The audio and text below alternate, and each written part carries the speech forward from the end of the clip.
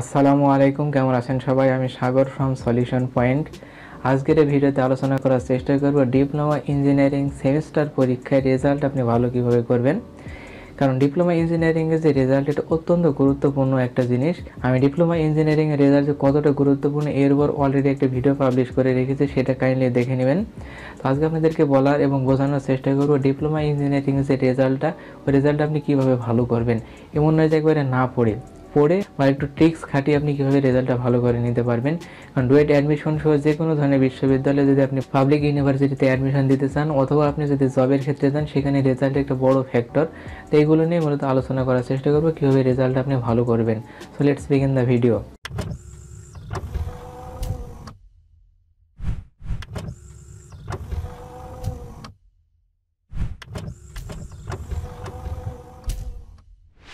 তো সবার প্রথমে আপনাদের কাছে একটা আমি অনুরোধ করবো, আমাদের ইউটিউব চ্যানেলটা অত্যন্ত ক্ষুদ্র একটি চ্যানেল। তো এই চ্যানেলটা বড় করার দায়িত্ব আমাদের, কারণ একটা নন প্রফিটেবল চ্যানেল। কোনো প্রকার কোচিং বা কোনো প্রকার প্রাইভেট টিউটর কোনো কিছু আমি নিই না এখান থেকে। জাস্ট আপনাদেরকে আমি হেল্প পারপাজে ভিডিও দিই। অনেক ভিডিও আছে ডুয়েট, অ্যাডমিশন, জব, সব রিলেটেড ভিডিও অলরেডি পাবলিশ করে রেখেছি, কাইন্ডলি দেখে নেবেন। তো এই ভিডিওটা আমি 3টি পার্টে বিভক্ত করেছি। নাম্বার 1 হচ্ছে স্টাডি, নাম্বার 2 হচ্ছে এক্সাম, এবং নাম্বার 3 প্র্যাকটিক্যাল। কারণ 3টাই আমাদের গুরুত্বপূর্ণ। যদি আমরা স্টাডি ভালো না করি তাহলে এক্সাম ভালো দিতে পারবো না, আর এক্সাম যদি ভালো দিতে না পারি তাহলে কিন্তু আমরা ভালো একটা নাম্বার পাবো না। আর প্র্যাকটিক্যাল জিনিসটা আমরা টিচারের কাছ থেকে যেহেতু নেব, কীভাবে নেবেন সেগুলো আমি বোঝানোর চেষ্টা করব। তো সবার প্রথম স্টেপ যেটা স্টাডি পর্যায়ে, আমরা এটা নিয়ে কথা বলে নিই। Number 1, good at your more credit subject. আপনার ক্রেডিট বেশি যে সাবজেক্টগুলো আছে সেইগুলোতে বেশি গুরুত্ব দেবেন। বিশেষ করে 4 ক্রেডিটের যে সাবজেক্টগুলো আছে, 3, 4 এই ক্রেডিটের যে সাবজেক্টগুলো আছে এগুলো বেশি গুরুত্ব দেবেন। 4 ক্রেডিট বা 3 ক্রেডিট এই জিনিসটা বোঝার জন্য প্রত্যেকটা বইয়ের শুরুতেই দেখবেন যে টিপিসি লেখা আছে। এই টিপিসির পূর্ণরূপ হচ্ছে থিওরি প্র্যাকটিক্যাল ক্রেডিট। এই টিপিসির সি এর নিচে যত বেশি নাম্বার বা যত বেশি নাম্বার দেওয়া বা যত বেশি গ্রেড দেওয়া আছে, ওটাই হচ্ছে মূলত ক্রেডিট। আপনার যে 4 ক্রেডিটের সাবজেক্ট হয়, সি এর নিচে দেখবেন 4 দেওয়া আছে। তো এগুলো যদি আপনি বুঝে নেন আর বেশি ক্রেডিট সম্পূর্ণ সাবজেক্টে যদি আপনি বেশি গুরুত্ব দেন, তাহলে খুব সহজে আপনি নাম্বার উত্তোলন করতে পারবেন। আমরা যদি তুলনা করি 2 ক্রেডিট এবং 4 ক্রেডিট সাবজেক্টের ক্ষেত্রে, আপনি 2 ক্রেডিটের সাবজেক্টে 100% নাম্বার অর্জন করলেন, যদিও সম্ভব না, তো ধরে নিলাম 95%। ওখানে যে রেজাল্ট আপনি ক্যারি করবেন, এর সাথে যদি আপনি 75% নাম্বার যদি আপনি 4 ক্রেডিটের সাবজেক্টে অর্জন করেন, দেখবেন যে ওই সম পরিমাণ রেজাল্ট আপনি করছেন। তো সেক্ষেত্রে আপনাকে গুরুত্ব দিতে হবে বেশি ক্রেডিটের সাবজেক্টে। Number 2, read only BTEB questions. BTEB বা বাকাশিবো লেখা আছে প্রত্যেকটা কোয়েশ্চেন্সের শেষে। আমরা সাধারণত হক এবং টেকনিক্যালের বই পড়ে থাকি। এই বইয়ের প্রত্যেকটা কোয়েশ্চেন্সের শেষে দেখবেন লেখা আছে বিটিইবি বা বাকাশিবো, বাংলাদেশ কারিগরি শিক্ষা বোর্ড বা বাংলাদেশ টেকনিক্যাল এডুকেশন বোর্ড। এই যে বোর্ডে এসেছে এই কোয়েশ্চেনগুলোই পড়বেন, আর বেশি কিছু পড়ার দরকার নাই। আপনি যদি এইগুলো পড়েন না, আপনি হাফেজ হয়ে যাবেন। পরীক্ষায় যা আসবে এর ভিতর থেকে আসবে। মাঝে মধ্যে যে 2-একটা ওড কোয়েশ্চেন বা এক্সেপশনাল কোয়েশ্চেন এসে থাকবে, আসলে ওইটা কোনো বিষয় নেই। ম্যাক্সিমাম সময়টা অতি সংক্ষিপ্ত বা সংক্ষিপ্ত এসে থাকে, ওটা খুব একটা বেশি নাম্বার আপনাকে এদিক ওদিক করবে না। তো সেক্ষেত্রে আপনাদেরকে বলো বিটিইবি বোর্ড পড়তে। বিটিইবি বোর্ড যদি আপনি পড়েন এবং সেটা ভালোভাবে পড়বেন, সবচেয়ে বেশি গুরুত্ব দেবেন ওই কোয়েশ্চেনটা যেটা বেশি বিটিইবিতে এসেছে। কারণ ওই ধরনের কোয়েশ্চেনগুলো মূলত এসে থাকে, কারণ এটা গুরুত্বপূর্ণ। আমরা সৃজনশীল না, বা সৃজনশীল আমাদের প্যাটার্ন না, আসলে প্যাটার্নটা হচ্ছে আমাদের যে আগের যে ওল্ড প্যাটার্ন ছিল, রিয়েলিস্টিক যে প্যাটার্ন, ওটাই মূলত। আর ইঞ্জিনিয়ারিংয়ে কখনো সৃজনশীলতা চলে না। তো আপনাদেরকে আমি বলবো যে যেই বিটিইবি কোয়েশ্চেনগুলো এসেছে, গত বোর্ড কোয়েশ্চেন যেগুলো এসেছে, ওইগুলো বেশি গুরুত্ব দেবেন, তাহলেই হবে। Number 3, study everyday. প্রতিদিন স্টাডি করার চেষ্টা করবেন। প্রতিদিন অ্যাটলিস্ট 3 ঘন্টা আপনি স্টাডি করবেনই। প্রতিদিন ক্লাসে যে টিচারগুলো বোঝাবে, যে কী জিনিসগুলো বোঝাবে, অথবা আপনি যদি প্রাইভেট পড়ে থাকেন বা কোচিং নিয়ে থাকেন, তো সেখান থেকে যেগুলো আপনি শিখে আসবেন, ওইগুলো অবশ্যই রুমে এসে প্র্যাকটিস করবেন। রুমে এসে প্র্যাকটিস করার পাশাপাশি যেগুলো টিচাররা শিখিয়েছে বা পড়া দিয়েছে বা আগামীতে আসতে পারে, ওগুলো পড়বেন। এটা তো পড়াশোনা গেল, 3 ঘন্টা তো পড়বেনই। কিন্তু আপনাদেরকে একটা সিক্রেট আপনাদের সাথে আমি শেয়ার করি। ক্লাসে বা প্রাইভেটে কী পড়াচ্ছে বা কী পড়ছে, ওটা দেখানোর বিষয় না। আপনি প্রতিদিন পড়ার চেষ্টা করবেন এবং বইয়ের 0 পৃষ্ঠা থেকে বা একেবারে 1 নাম্বার পৃষ্ঠা থেকে বা অনুশীলনী 1 থেকে শুরু করবেন। আপনাদেরকে আমি বললাম বিটিইবি পড়বেন। বিটিইবি ধীরে ধীরে পড়তে পড়তে আপনি এগিয়ে যাবেন। যদি টিচার বোঝায় তাহলে আপনি পরে জিনিসটা ধরতে পারবেন। আপনার যদি আগে পড়া থাকে, পরবর্তীতে রিভিশন দিলে খুব সহজেই হয়ে যাবে। আমরা যে 1 নাইট বা 1 রাত পড়ে যে আমরা যে সাকসেস নিতে চাই, এগুলো থেকে থেকে বিরত থাকুন, শিখুন কিছু, তাহলে ভালো কিছু করতে পারবেন, কারণ এগুলো আপনার ফিউচারে এসে কাজে লাগবে, যেমন ডুয়েট অ্যাডমিশন বা জব সলিউশনের ক্ষেত্রে। তো অবশ্যই গুরুত্ব দেওয়ার চেষ্টা করবেন। আরেকটা জিনিস আপনি চেষ্টা করবেন যে সাবজেক্টগুলো সহজ আছে সেগুলো একবারে সেরে ফেলবেন বা কমপ্লিট করে ফেলবেন, কারণ আমাদের সময়টা অত্যন্ত কম থাকে। তা আপনি চেষ্টা করবেন যে প্রথম যে সাবজেক্টগুলো আছে ছোটো ছোটো বা সহজ, ওই সাবজেক্টগুলো সর্বপ্রথমে শেষ করে তারপর আপনি ম্যাথ ধরবেন প্রতিদিন। Number 4, focus on math. প্রত্যেকটা সাবজেক্ট যেগুলো মোর ক্রেডিট সেগুলো দেখবেন ম্যাথ আছে, বা যে কোনো সাবজেক্টে কিন্তু ম্যাথ থাকে, যেগুলো ম্যাথ থাকে ওইগুলো বেশি ফোকাস করার চেষ্টা করবেন, কারণ ওগুলো রচনামূলক বা সংক্ষিপ্ত প্রশ্নে আসে আর ওগুলো নাম্বার বেশি থাকে। এমনকি সংক্ষিপ্ত প্রশ্নই কিন্তু আসে এই ম্যাথগুলো। তো আপনি চেষ্টা করেন ম্যাথে বেশি গুরুত্ব দেওয়ার জন্য, আপনি ভালো কিছু পারবেন, ভালো কিছু নাম্বার আপনি তুলতে পারবেন যদি ম্যাথটা একটু গুরুত্ব দিয়ে থাকেন। ম্যাথ বলতে যে ম্যাথ আমরা ম্যাথ 1 ম্যাথ 2 এগুলো বোঝাচ্ছি না, প্রত্যেক সাবজেক্ট ডিপার্টমেন্ট বা যেই ডিপার্টমেন্ট হোক না কেন আপনি ওই ডিপার্টমেন্টে ম্যাথ থাকে, প্রত্যেকটা সাবজেক্টের ভিতরে অঙ্ক থাকে, ওইগুলো আপনি বেশি গুরুত্ব দেওয়ার চেষ্টা করবেন। তো স্টেপ নাম্বার 2 আমরা এক্সামে আসি। এক্সামে কি কি করা লাগবে? এক্সামের ক্ষেত্রে নাম্বার 1 আপনাকে যেটা করতে হবে, শর্ট কোশ্চেন লিখে নিতে হবে। প্রথমে যাবেন পরীক্ষার হলে, যাওয়ার পর যে খাতাপত্র পূরণ করতে, সেটা নিয়ে আমি নতুন করে কিছু বলবো না, ওগুলো তো পূরণ করতে হবে ভালো করে, আপনি কারণ বড় হয়ে গেছেন অনেক। তো এটা পূরণ করলেন, করার পরে সবার প্রথম ক সেকশন বা অতি সংক্ষিপ্ত প্রশ্নে হাত দিবেন। অতি সংক্ষিপ্ত প্রশ্ন যতগুলো পারেন, আমার মনে হয় সবগুলো প্রায় আপনি পেরে যাবেন, যে 10টা থেকে 10টার ভিতরে অ্যাটলিস্ট 8টা আপনি পারবেন, ওই 8টা আগে লিখে নেবেন। এরপর কোনোভাবেই সংক্ষিপ্ততে হাত দেবেন না, ডিরেক্ট রচনামূলকে হাত দেবেন। রচনামূলকে হাত দেওয়ার পর রচনামূলকে যতগুলো পারেন, যদি 8টা কোয়েশ্চেন থাকে সেখান থেকে 7টা বা 5টা বা 6টা এভাবে অ্যান্সার করতে হবে, আপনি যে কয়টা পারেন দিয়ে নেবেন।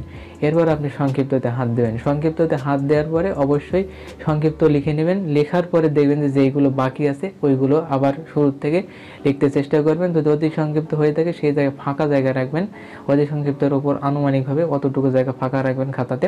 আর রচনামূলকের ক্ষেত্রে ফাঁকা রাখার জায়গার প্রয়োজন নেই, কারণ সেক্ষেত্রে হয়তো সমস্যা হতে পারে, পৃষ্ঠাতে সংকলন না হতে পারে বা জায়গা না হতে পারে। এবং অতি সংক্ষিপ্তর পরে রচনামূলক লিখে সংক্ষিপ্ত শেষ করে ফেলবেন। শেষ করে অবশ্যই আপনাকে টাইম ম্যানেজ করতে হবে। টাইম ম্যানেজ করার জন্য সর্বোচ্চ 40 মিনিট আপনি অতি সংক্ষিপ্ততে দেবেন।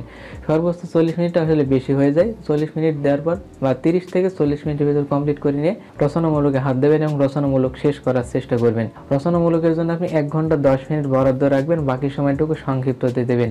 কোনোভাবে কোনো রকম আপনি সময়কে একটু হেরফের হতে দেবেন না, কারণ যদি আপনি কোশ্চেন পারেন 3 ঘন্টা আপনার জন্য কম হয়ে যাবে।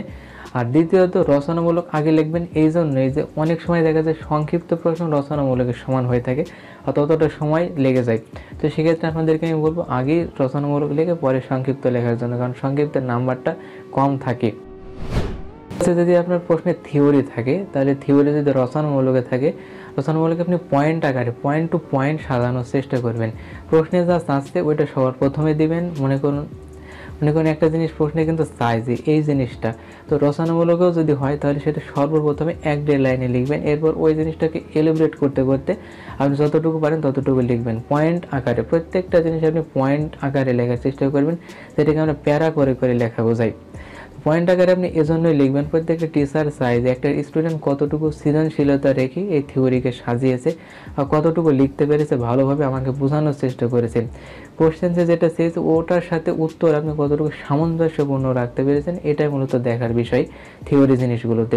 তো পয়েন্ট আকার যদি আপনি লেখেন সাজিয়ে সাজিয়ে, তাহলে দেখবেন খুব কম সময়ে আপনি লিখতে পারছেন। এবং পয়েন্ট থাকার কারণে টিচার খাতাতে আপনার মেন থিমটা বা মেন জিনিসটা কিন্তু সে পাচ্ছে, তখনই সে বুঝতে পারবে যে স্টুডেন্টের মাথায় আছে, সে লিখতে পারতো যদি সময় পাইতো। কারণ থিওরি লেখাটা অনেক বেশি হয়ে থাকে, যদি আপনি জানেন পয়েন্ট আকারে আকারে লিখবেন তাহলে এই জিনিসটা মূলত দেখার বিষয়। কোশ্চেনের সাথে কতটুকু সামঞ্জস্যপূর্ণ এটাই মূলত দেখার বিষয়। যদি থিওরি আকারে কোশ্চেন এসে থাকে, সংক্ষিপ্ত অতি সংক্ষিপ্ত বা রচনামূলক যাই হোক না কেন। তো তৃতীয় স্টেপ হচ্ছে প্র্যাকটিক্যাল নাম্বার। আমরা প্র্যাকটিক্যাল নাম্বারটা বেশি কীভাবে ক্যারি করব? তো প্র্যাকটিক্যাল নাম্বার বেশি ক্যারি করার জন্য নাম্বার 1 আপনাকে রেগুলারলি প্রেজেন্ট থাকতে হবে, অ্যাটেন্ডেন্স আপনার ভালো হতে হবে। একটা স্টুডেন্ট পুরো সেমিস্টারে হয়তো বা 2-1 দিন তার অ্যাটেন্ডেন্স মিস হতে পারে বা সে উপস্থিত নাও থাকতে পারে, কিন্তু সে যদি অনেক দিন বা অনেক গ্যাপ থাকে তাহলে কিন্তু সে প্র্যাকটিক্যাল নাম্বার বেশি ডিজার্ভ করে না।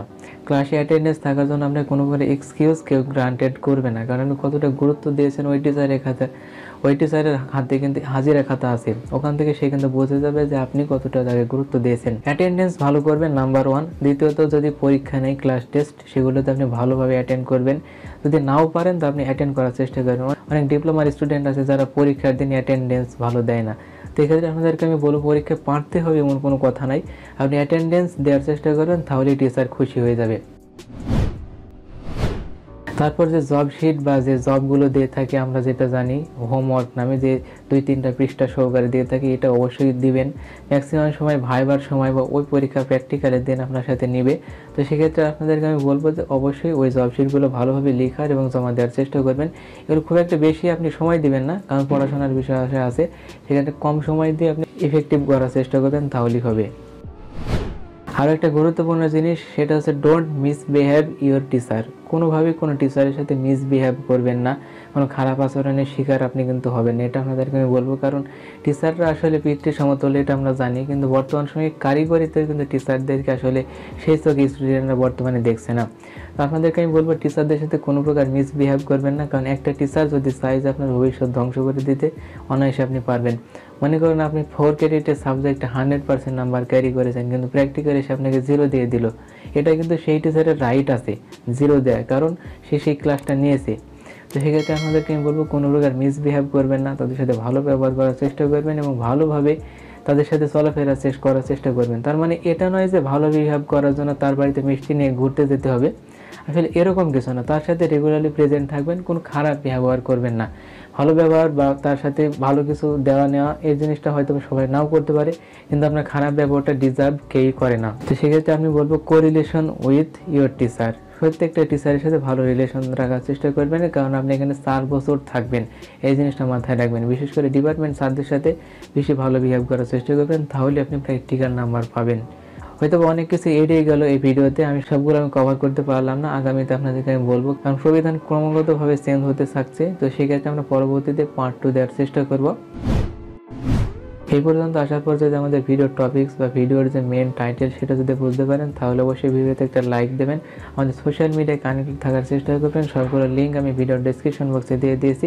ভিডিওটি আপনার ফ্রেন্ডের সাথে অবশ্যই শেয়ার করবেন এবং আমাদের ইউটিউব চ্যানেলটি সাবস্ক্রাইব করে আমাদের সাথে কানেক্টেড থাকবেন। দেখা হবে আপনাদের সাথে নেক্সট টাইম নেক্সট কোনো ভিডিওতে। Till then take care.